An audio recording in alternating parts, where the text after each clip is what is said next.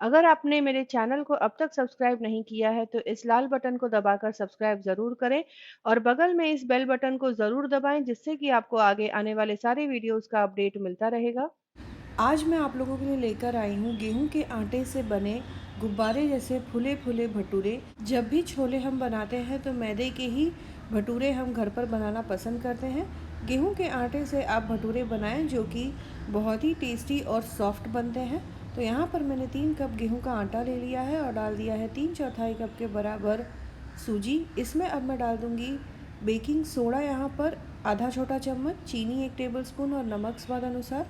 सारी चीज़ों को अच्छे से मिक्स कर लेना है। इसके बाद इसमें मैं डाल दूँगी 3/4 कप दही और उसे भी अच्छी तरीके से मिक्स कर लूँगी। इसके बाद पानी को थोड़ा सा गुनगुना कर लिया है मैंने, तो यानी कि जब आप गेहूं का आटा बोल में निकालें तो दूसरी तरफ पानी भी गर्म होने के लिए रख दें। तो जब तक हम सारी चीज़ें एक साथ मिक्स करेंगे तब तक पानी भी गर्म हो जाएगा। तो सारी चीज़ें अच्छे से मिक्स कर लेने के बाद थोड़ा थोड़ा करके गुनगुना पानी डालना है और नरम आटा गूँथ कर तैयार कर लेना है। तो जिस तरह से हम पराठे के लिए आटा लगाते हैं बिल्कुल उसी तरीके से आटा तैयार कर लें। इसके बाद थोड़ा सा तेल आखिर में लेकर आटे को अब मैं चिकना कर लूँगी और फिर इसे ढक कर करीब 1.5 से 2 घंटे के लिए रख दूँगी, जिससे कि आटे में हल्का सा एरिएशन आ जाएगा, यानी थोड़ा सा ये लाइट हो जाएगा, फर्मेंट हो जाएगा। लाइटनेस के लिए बेकिंग सोडा हमने डाला ही है और गुनगुने पानी की मदद से आटा काफ़ी जल्दी फर्मेंट हो जाता है। तो इसीलिए आटा गूँथते समय आप गुनगुने पानी का ही यूज़ करें। थोड़ी देर बाद आप देखेंगे कि आटे में बहुत ही अच्छा सा एरिएशन आ गया है, ये देखिए यहाँ पर।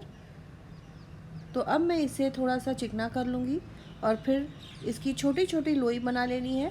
हम जो नॉर्मल फुलके बनाते हैं उससे बड़ी ही रखें, क्योंकि भटूरे जो है थोड़े से रोटी या फुलके के मुकाबले मोटे होंगे। तो जैसे हम पूरियों को बनाते हैं बिल्कुल उसी तरह से इनको बनाना है।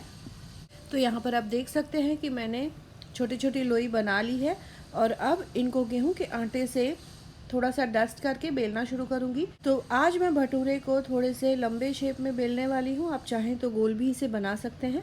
तो यहाँ पर थोड़ा सा मैंने डस्ट कर लिया और अब एकदम हल्के हाथों से इसे बेलना शुरू करें। तो एक डायरेक्शन में इसे घुमाते हुए इस तरह से बेल लेना है। तो ये देखिए इस तरह से। दूसरी तरफ मैंने तेल भी गर्म होने के लिए रख दिया है। तो जब आप भटूरे बेलना शुरू करें तो तेल भी रख दें गर्म होने के लिए तेज़ आंच पर, और तेज़ आंच पर ही भटूरों को तलना है, जिससे कि ये काफ़ी अच्छे से फूले फूले बनेंगे। तो ये देखिए यहाँ पर एक भटूरे को डाला मैंने और तेल को ऊपर से लाते हुए भटूरों को तले, जिससे कि भटूरे अच्छे से फूल जाए। फिर एक तरफ से जैसे ही ये थोड़े सुनहरे हो जाएं पलट कर दूसरी तरफ से भी फ्राई कर लेना है। तो हमारा देखिए फूला फूला एकदम भटूरा बनकर तैयार हो गया है। इसी तरीके से आप भटूरे बनाएं, बहुत ही टेस्टी बनेंगे, छोले के साथ बहुत ही टेस्टी लगते हैं। तो आप इस रेसिपी को ज़रूर ट्राई करें और कमेंट करें अपने एक्सपीरियंस के बारे में। दोस्तों और रिश्तेदारों के साथ भी इस रेसिपी को ज़रूर शेयर करें।